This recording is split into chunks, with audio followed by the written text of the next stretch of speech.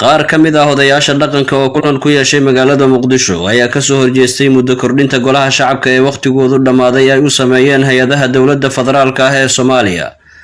taas oo ay ku sheegeen in muddadaas dalka lagu gaarsiin doono doorasho qof iyo cod ah. gudoomiyaha dhaqanka beelaha Hawiye Nabadoon Maxamed Xasan Xaad ayaa uga digay in madaxweyne Farmaajo iyo golaha shacabka ee waqtigoodu dhamaaday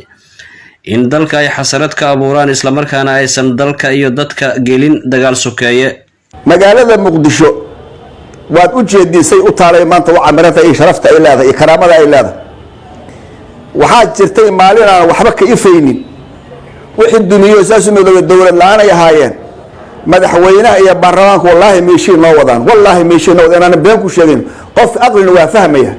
maxaa yeelay haddii sharciga la diido wadankan qoray waa yiilay ciidan waa joogay maryoolay la dhihi jiray dacasi waxay isku buuday isku haysteen waxay sameyn jireen waa la yaqaan wallahi magacyada qurqurxoon oo aad leedihiin haddii maanta wadada oo haayo Farmaajo iyo mursal ay macallimiinta ka yihiin oo hagayaasha ka yihiin haddii wadadaas la sii hayo wallahi meesha lagu laabana. sidoo kale Nabadoon Abuukar Ganay, Nabadoon Sugaal Axmed Carab iyo Nabadoon Muumin Greek ayaa madaxweynaha waqtigiisu dhamaaday kula taliyay in dalka iyo dadka Soomaaliyeed uu u turo dalkana uusan dagaal gelin oo uu teendhada afisyooni iyo shirka dib ugu noqdo. maxamed cabdullaahi farmaajo waqtiga 4 sano ayaa lagu doortay waqtigaagi waa dhamaaday 2 bilood ayaa sharci darro ku joogtaa ka badan ma qaadi karno ummadda Soomaaliyeed ma qaadi karto gobolka Banaadir ma qaadi karo teendhada afisyooni laga furay ee nabadda loo furay adoon shuruud ku xirin adiga maslaxaday ku tahay qaranka Soomaaliyeedna maslaxaday u tahay shuruud la'aan ku noqo goobta nabadda ku noqo teendhada afisyooni ku noqo shuruud la'aan intaasaan kugula talinaynaa sharci darro filla Soomaaliya ku fadhiyin ma laga aqbalayo ma iska joogi kartid waa la og yahay madaxtooyadu inay meel fiican tahay laakiin sharci ayaa lagu joogi karaa sharci darro lagu ma joogi karo annaga adigana intaas ayaan ku leenahay ku noqo goobta nabaddu buusha nabaddu ka furan tahay ummadda Soomaaliyeed u danay lafahagana u danay dalkaani dagaal ma rabo fawda ma rabo burbur ma rabo nabaday rabtaa ummaddaanu laakiin waxa nabadii diidan niman guryihii baarlamaanka looga talinayo waqtigoodii ka dhacay ee waardiye ka noqda la yiri ee dhisma galay nin uu guri inta ii waardiye tira dhisma galayna waa taqaaniin wuxuu yahay waxaan rabaa marka beesha caalamka maantay 2000 ilaa hadda dalkan iyada daadihinaysay iyada heerkan soo gaarsiinay heerkan wuxuu ku soo gaartay qor isku dhiib waxaan u sheegaynaa waxa meeshaas ka socda hadday raali ka tahay cadaysan talanka galeeyna baarlamaanka sharciyad haysta laalay maanta wuxuu yahay iyagoo aan sharciyad haysan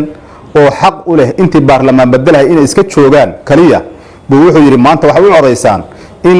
wax furan laga dhigo oo ilaa laga gaaro doorasho wan wafooda ah ilaa laga gaaro dalka aan sii joogna labadayadii ku dhawaaqa waxa ka yimaada oo waqtiga ka timaada gacan ka hadal ka yimaada dhiiga ku daata waxa mas'uuliyadda qaadahaya maantay maxamed cabdullaahi farmaajo oo xilkii ka dhamaaday iyo gudoomiyaha baarlamaanka iyo labada ku xigeen baa wixii wadanka ka dhaca. ugu dambeyn Seeraar ayaa akhriyay war-saxaafadeed ay beelaha Hawiye ka soo saareen kulankan ay ku yeesheen magaalada Muqdisho. goluhu wuxuu si mug iyo miisaan bale ugu mahad celinayaa ciidamada qalabka sida ee Soomaaliyeed meel kasta oo ay dalka ka joogaan si qaasana waxaan ugu mahad celinaynaa isla markaana bogaadinaynaa taliyaha ciidanka booliska gobolka Banaadir General Saadaq Umar Xasan Saadaq John oo si geesinimo leh u hor istaagay isla markaana u sheegay sida sharci darrada ku dhisan oo ay ugu tumanayaan baarlamaanka waqtigiisu dhamaaday dastuurka iyo shuruucda dalka. qodobka labaad goluhu wuxuu ciidamada qalabka sida meel walba ay joogaan ugu baaqayaa inay ku daydaan General Saadaq John isla markaana u adeegaan shacabka Soomaaliyeed ee qaba duruufaha kala duwan ee ay maanta ku sugan yihiin. waxaan ku adkeynaynaa ciidamada qalabka sida inaan si xun oo sharci darro ah loogu adeegsan shacabkooda Soomaaliyeed. 3 digniin waxaan uga digaynaa madaxweynaha muddo xileedkiisu dhamaaday Maxamed Cabdullaahi Farmaajo inaanu isku dhejin isla markaana uusan si sharci darro ah ku joogin villa Soomaaliya. waxaan u sheegaynaa inuu ku laabto wadahadaladii baryahan maamulada Soomaaliya uga socday teendhada Afisyooni, waana inuusan wax shuruud ah ku xirin isagoo fiirinaya maslaxadda qaranka iyo tiisab. 4 goluhu markii uu arkay dhaqan xumida ay adeegsanayaan guddoonka baarlamaanka ee waqtigiisu dhammaaday 1 Maxamed Mursal Sheekh Cabdiraxmaan 2 Cabdiweli Sheekh Ibraahim Muudey 3 Mahad Cabdalla Cawad inay ka waantoobaan dhaqamada foosha xun ee sharci darrada ah ee ay maalin kasta isugu yeerayaan. qaar ka mid ah odayaasha dhaqanka oo kulan ku yeeshay magaalada Muqdisho ayaa ka soo horjeestay muddo kordhinta golaha shacabka ee waqtigoodu dhammaaday ay u sameeyeen hay'adaha dowladda federaalka ah ee Soomaaliya,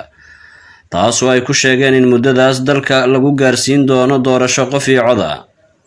gudoomiyaha dhaqanka beelaha Hawiye Nabadoon Maxamed Xasan Xaad ayaa uga digay in madaxweyne Farmaajo iyo golaha shacabka ee waqtigoodu dhammaaday in dalka ay xasarad ka abuuraan isla markaana aysan dalka iyo dadka gelin dagaal sokeeye. magaalada Muqdisho waad u jeedisay u taalay maanta waxa maranta ay sharafta ay leedahay karaamada ay leedahay. waxaa jirtay maalin aan waxba ka ifaynin wixii dumiyo saas u dowlad la'aan ay ahaayeen madaxweynaha iyo baarlamaanku wallahi meeshii noo wadaan inaan been ku sheegin qof aqlina waa fahmaya. maxaa yeelay haddii sharciga la diido wadankan qoray waa yiilay ciidan waa joogay maryoolaya la dhihi jiray dacasi waxay isku buuday isku haysteen waxay samayn jireen waa la yaqaana. wallaahi magacyada qurqurxoon oo aad leedihiin haddii maanta wadada oo haayo Farmaajo iyo Mursal ay macallimiinta ka yihiin oo hagayaasha ka yihiin haddii wadadaas la sii hayo wallaahi meesha lagu laabana. sidoo kale Nabadoon Abuukar Ganey, Nabadoon Sugaal Axmed Carab iyo Nabadoon Muumin Greek ayaa madaxweynaha waqtigiisu dhammaaday kula taliyay in dalka iyo dadka Soomaaliyeed uu u turo dalkana uusan dagaal gelin oo uu teendhada Afisyooni iyo shirka dib ugu noqdo. maxamed cabdullaahi farmaajo waqtigaa 4 sano ayaa lagu doortay, waqtigaagii waa dhammaaday. 2 bilood ayaa sharci darro ku joogtaa, ka badan ma qaadi karno. ummadda Soomaaliyeed ma qaadi karto, gobolka Banaadir ma qaadi karo. teendhada Afisyooni laga furay ee nabadda loo furay adoon sharuud ku xirin adiga maslaxaday kuu tahay, qaranka Soomaaliyeedna maslaxaday u tahay. sharuud la'aan ku noqo goobta nabadda ku noqo, teendhada Afisyooni ku noqo sharuud la'aan. intaasaan kugula talinaynaa. sharci darro villa Soomaaliya ha ku fadhiyin, ma lagaa aqbalayo, ma iska joogi kartid. waa la ogyahay madaxtooyadu inay meel fiican tahay, laakiin sharci ayaa lagu joogi karaa, sharci darro laguma joogi karo. annaga adigana intaas ayaan ku leenahay. ku noqo goobta nabaddu, gogosha nabaddu ka furan tahay. ummadda Soomaaliyeed u danay, lafahagana u danay. dalkaani dagaal ma rabo, fawda ma rabo, burbur ma rabo, nabaday rabtaa ummaddaanu. laakiin waxaa nabadii diidan niman guryihii baarlamaanka looga talinayo waqtigoodii ka dhacay ee waardiye ka noqda la yiri ee dhismo galay. nin guri inta ii waardiyay tira dhismo galayna waa taqaaniin wuxuu yahay. waxaan rabaa marka beesha caalamka maantay 2000 ilaa hadda dalkan iyadaa daadihinaysay, iyadaa heerkan soo gaarsiinay. heerkan wuxuu ku soo gaartay qor isku dhiib. waxaan u sheegaynaa waxa meeshaas ka socda hadday raali ka tahay cadaysan talan ka gelaynaa. baarlamaanka oo sharciyad haystaa laalay maanta wuxuu yiri iyagoo aan sharciyad haysan oo xaq u leh intii baarlamaan bedelahay inay iska joogaan kaliya buu wuxuu yiri maanta waxa u codaysaan in wax furan laga dhigo oo ilaa laga gaaro doorasho one man wafooda ah ilaa laga gaaro dalka aan sii joogna labadayadii ku dhawaaqa. waxa ka yimaada oo waqti ka timaada gacan ka hadal ka yimaada dhiigga ku daata waxaa mas'uuliyadda qaadahaya maantay